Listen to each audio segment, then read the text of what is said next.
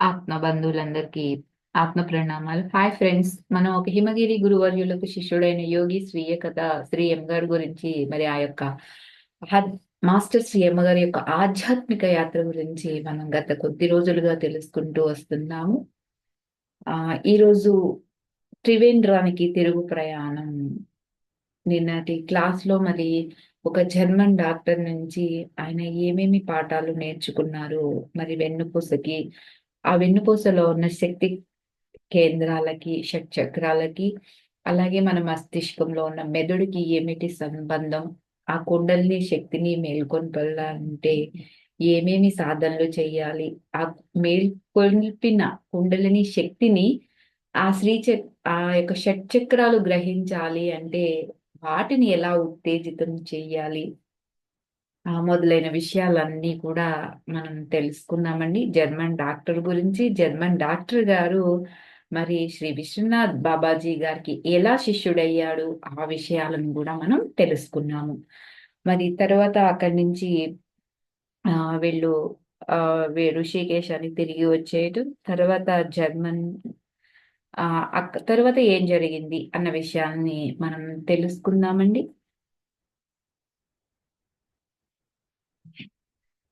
ఆయన జర్మన్ నుంచి వచ్చిన ఒక జర్మన్ డాక్టరే అయినా కూడా ఆయన కూడా వేదాలు, వేదాంతాలు, ఉపనిషత్తులు, హఠ ప్రయోగ, ప్రదీపిక మొదలైన పుస్తకాలన్నీ కూడా ఆయన చదివి ఓన్లీ ఆ కుండలిని శక్తికి మేల్కొల్పిన ఆ సింబల్ ని చూసి ఆయన మరి ఇంప్రెస్ అయ్యారు. అంటే కారణ జన్ములు ఎలా ఉంటారో తెలుసుకుందామండి. Welcome to my channel Sunitha Garapati spiritual @105. Friends అందరూ కూడా లైక్ చేయండి, షేర్ చేయండి, మీ విలువైన అభిప్రాయాలను తెలియచేయండి. ఉమ్, ఒక 3 ఏళ్ళు గడిచిపోయాకండి. అంటే 3 ఏళ్ళు గడవడమా అంటే ఇంకా అక్కడి నుంచి ఈయన వచ్చేసారు. ఆ విశ్వనాథ్ బాబాజీ గారి దగ్గర నుంచి ఈయన బాబాజీని కలుసుకుని సుమారు 3 సంవత్సరాలు అయిపోతుంది అనమాట అప్పటికి. ఆ అపురూపమైన నా జీవన స్థితి ఎప్పటికీ కొనసాగుతూనే ఉంటుందని నేను అనుకున్నాను అని చెప్తున్నారండి. ఎందుకంటే ఈయనకి హిమాలయాలను ఎంతో ప్రేమించారు శ్రీ ఎం గారు. అలాగే బాబాజీని ప్రేమించారు. ఏ రకమైన ఆస్తిపాస్తులు లేకుండా పూర్తి స్వేచ్ఛతో తిరుగుతూ ఉండడాన్ని కూడా ఎంతో ప్రేమించారండి.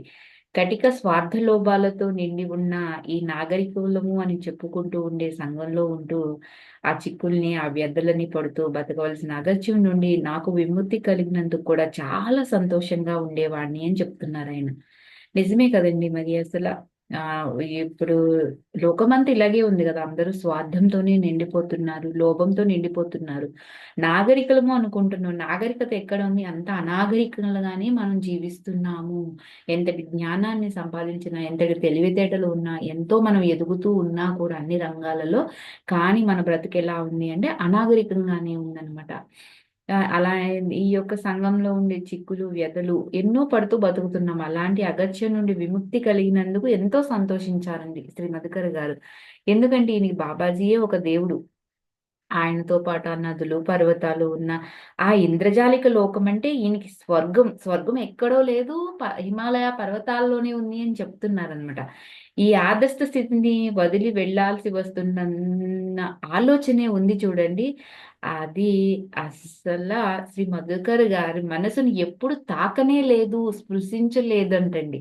అయితే ఈయన కళను ధ్వంసం చేసేలాగా బాబాజీ అకస్మాత్తుగా ఒక పని చేశారంటండి. ఏంటి అంటే అప్పటికి కొన్నిసార్లండి, ముఖ్యంగా ఆ సంవత్సరంలో అప్పుడప్పుడు ఏం చేసేవారంటే కొద్ది కొద్దిగా శ్రీ మధుకర్ గారిని ఇండివిడ్యువల్‌గా స్వతంత్రంగా బతకటానికి అప్పుడప్పుడు అవతలికి పంపించేవారు. కానీ ఆ ఉదయం ఆయన చేసిన పనైతే ఏమైంది అంటే, ఈయన హృదయాన్ని ఎంతో ఆఘాతపరిచిందండి. ఎందుకు అంటే, పొద్దుట ధ్యానం అయిన తర్వాత ఆయన పాదాల మీద సాగిలపడి నమస్కరించడానికి వెళ్తారు ఈయన రోజు. అలా వెళ్ళినప్పుడు ఆయన చాలా గంభీరమైన ముఖ కవళికలతో ఉన్నారంట. ఉండి, "మధు, మానసికంగా నువ్వు నా మీద ఎక్కువగా ఆధారపడి ఉండటాన్ని నేనెప్పుడూ గమనిస్తూ ఉన్నాను.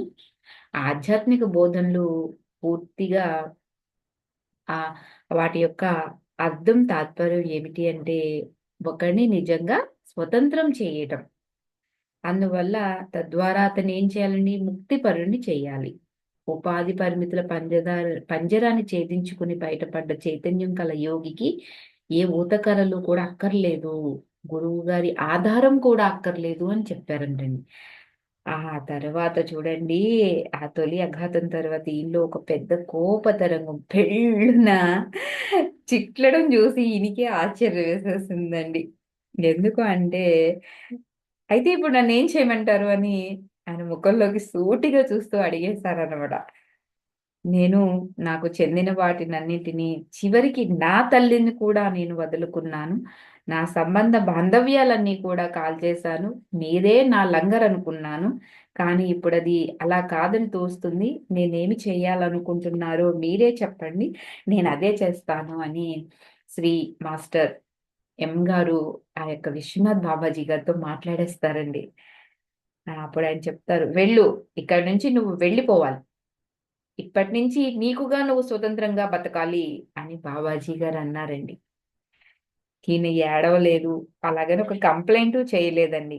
ఏదో సాకు చెప్పడానికి నాకక్కడ ఏ సూచనలు కనబడలేదు అంటున్నారీయన. అప్పుడు ఏం చేశారంటే మధుకర్ గారు, "సరే బాబాజీ, మీరు కోరుకునేది ఇప్పుడే జరిగి తీరుతుంది" అని ఈయనెంతో కోపంతో, ఆగ్రహంతో మండిపోతుండండి. ఆయన ఉన్న కొద్దిపాటి వస్తువుని, ఆ గుడ్డ సంచిని, అలాగే ఒక దుప్పటి, ఒక చేతి కర్ర, ఒక నీటి కుండ ఇవన్నీ ఉన్నాయి గదా! అవన్నీ తీసుకొని ఆయన పాదాలను తాకి బయటకు వచ్చేసారండి. ఆయన మౌనంగా విశ్వనాథ్ బాబాజీ గారు శ్రీ మధుకర్ గారి తల మీద చేతులుంచుతారనమాట. ఆయన అప్పుడేం జేస్తారంటే శ్రీ అమ్మగారు ఆయన కనిపించనంత వరకు చూస్తూని ఆహ్, ఈయన నడుస్తూ బయటకొచ్చేటప్పటికి ఈయన ఎక్కడి వరకైతే కనబడతారో అప్పటి వరకు కూడా ఆయన అలాగా నుంచొని చూస్తూనే ఉన్నారండి ఈయన గురువుగారు. ఈయన ఏం జేశారంటే అలా నడుచుకుంటూ ఆయన చూపుకి వినికిడికి అందని చోటుందంటండి. ఆ చోటుకి రాగానే గంగా ఒడ్డున కూలబడి గట్టిగా ఏడ్చేశారంటండి. ఎంత గట్టిగా గగ్గోలు పెట్టేశారంటే, ఆ ఏడుపుకి ఈయన ఒళ్ళంతా ఊగిపోతుందనమాట. ఆ కన్నీళ్ళు ఈయన యొక్క కోపాన్ని, భయాన్ని వెంటనే తుడిచేశాయన్నమాట. ఒక యోగికి యోగ్యమైనట్టుగా అందులోనూ మహామహేశ్వరనాథుల శిష్యుడిగా, శ్రీ గురు బాబాజీ శిష్యుడిగా నన్ను నేను సంభాళించుకుని లేచి ఉత్తర కాశీకి దిక్కుగా నడిచి వెళ్ళిపోయాను అని చెప్తున్నారు. అంతే గదండీ! మరి ఈయన ఒక యోగి. ఆధ్యాత్మిక ప్రయాణంలో మరి ఈష్ణాత్రయాలు ఎందుకండి? ఆ కోపం ఎందుకు? ఆ భయం ఎందుకు? అసల ఆ దుఃఖం ఎందుకు? గురువులు ఎక్కడున్నా మన వెంటే ఉంటారు కదా! మనల్ని వెన్నుండి కాపాడుతూ ముందుకు నడిపిస్తారు కదా! మరి కానీ ఆ క్షణంలో ఆయన క్షణిక ఆవేశానికి లోబడి అంత కోపంతో, భయంతో అక్కడి నుంచి వచ్చేసారన్నమాట. అలా నేను ఆ మహేశ్వరనాథుడి శిష్యుడిని, అలాగే శ్రీ గురు బాబాజీ యొక్క ప్రియ శిష్యుడిని గదా! అలాంటి నేను ఎందుకు ఇలా చేయాలి అనుకుని మళ్ళీ ఆయనే సమాధానం పరుచుకొని ఉత్తర కాశీ దిక్కుగా నడక సాగిస్తారండి. ఒక అరగంట పైగా ఈయన తెహ్రిపోయే రోడ్డు మీద నడిచిన తర్వాత వర్షం మొదలైపోతుంది వెంటనే. ఈయన ముద్దగా తడిచిపోతారండి. అలా తడుస్తూనే, నడుస్తూనే ఉంటారింక. వాన ఆగాక సూర్యుడు మళ్ళీ కూడా బయటకు వస్తాడండి. అవును. సంచారం చేసే యోగి ఇలాగే బతకాలి. వాన తడుపుతుంది, ఎండ ఎండుతుంది. అతను తిండిని అడుక్కుంటాడు. ఎక్కడ ఆశ్రమం దొరికితే అక్కడే పడుకుంటాడు గదా! అని ఈ మధుకర్ గారు కూడా ఆయన చెప్పుకొని ఆహ్, సంభాళించుకున్నాక ఆయన గుండె ఎంతో ఆనందంతో నిండిపోయిందండి. నిజంగా ఇదే స్వేచ్ఛ తాలూకు తీపి రుచి అని చెప్తున్నారు. ఏదైనా స్వేచ్ఛ కావాలి అంటే ఇదే ఇలాంటి అనుభవమే అని మనకి చెప్తున్నారండి. చంద్రభాగ నదీ తీరాలలో పారవస్యంతో నాట్యం చేస్తున్న నెమళ్ళని చూసారంట అక్కడ. నా గుండెల్లో కూడా పారవస్యం ప్రవేశించింది అంటున్నారు. ఎప్పుడైతే ఈయన యొక్క మనస్సు ఆ భయం, ఆ కోపం, ఆ ఆగ్రహాల నుండి ఎప్పుడైతే తేలికబడిందో అప్పుడే ఈయన చక్కగా ఆ చంద్రభాగ నదీ తీరాల్లో పారవస్యంతో నాట్యం చేస్తున్న నెమలిని చూడగానే ఈయన హృదయం కూడా ఆ పారవస్యంతోనే నిండిపోయిందండి. ఈయన కూడా వాటిలో ఒక నెమలినై స్వేచ్ఛానందంతో నాట్యం చేశారంటండి. ఈయన, నెమళ్ళు ఒకటైపోయామని చెప్తున్నారు. తరువాత అడుగు చప్పుళ్ళు విన్నారంట. ఆ చప్పుళ్ళు విన్నాక ఈయన ఈ లోకంలోకి వస్తారండి. ఇక నెమలిని కాను, నా వెనకాతల ఎవరో నడుస్తున్నారు అని వెనక్కి తిరిగి చూద్దామన్న ఆ ఆతృతతో ఉన్నారు కానీ ఆతృతని ఆపేసుకున్నారంటండి. ముందుకే సూటిగా చూస్తూ నడుస్తూ ఉన్నారంట.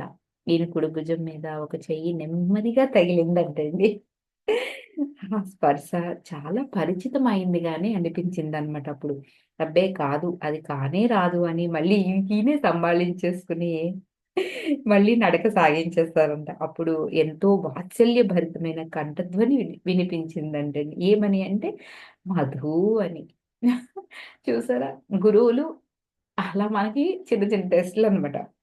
వెంటనే ఈయన మధు అనగానే పాపం మాస్టర్ శ్రీయమ్ గారు చిన్న పిల్లవాడిలా బాబాజీ అని వెంటనే వెనక్కి తిరిగి చూసారంటండి. అప్పటికే విశ్వనాథ్ బాబాజీ గారు మధుకర్ గారిని ఎంతో అనురాగంతో చూస్తూ ఉన్నారంటండి.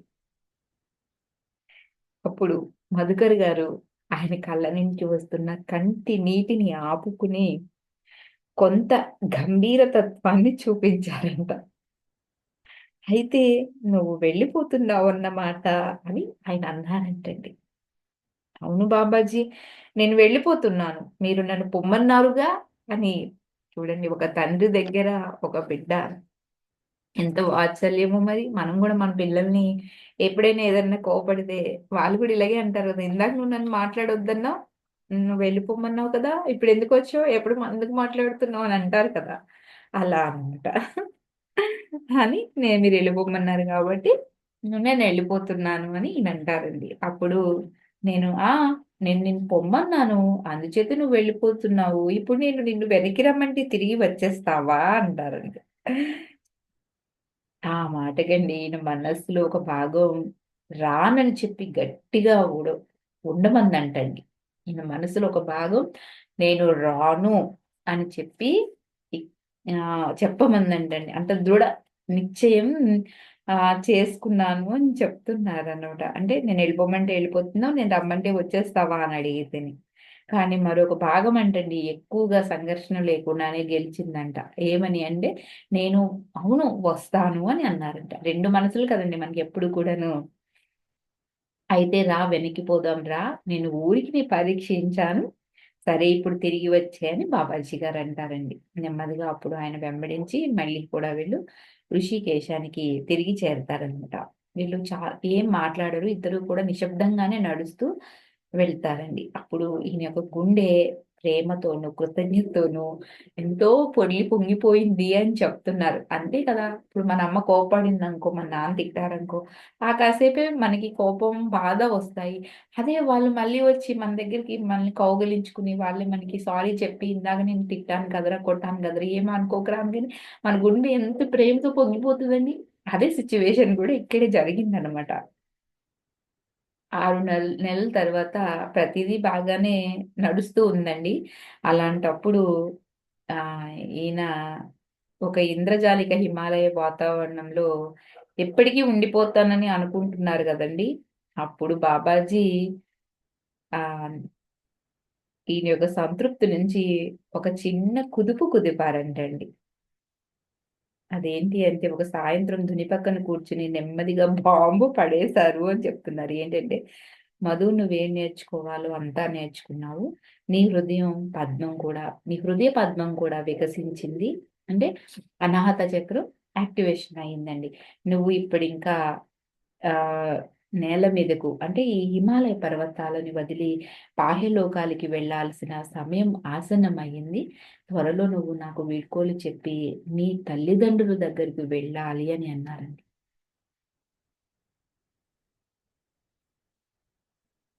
ఇక్కడే ఉండిపోదాం అనుకున్నారు పాపం మధుకర్ గారు మరి. ఫ్రెండ్స్ అందరూ కూడా లైక్ చేయండి, షేర్ చేయండి. మీ విలువైన అభిప్రాయాలు తెలియచేయండి. మిగతాది మరి రేపు తెలుసుకుందామండి. అప్పటి వరకు అందరికీ కూడా ధన్యవాదాలు.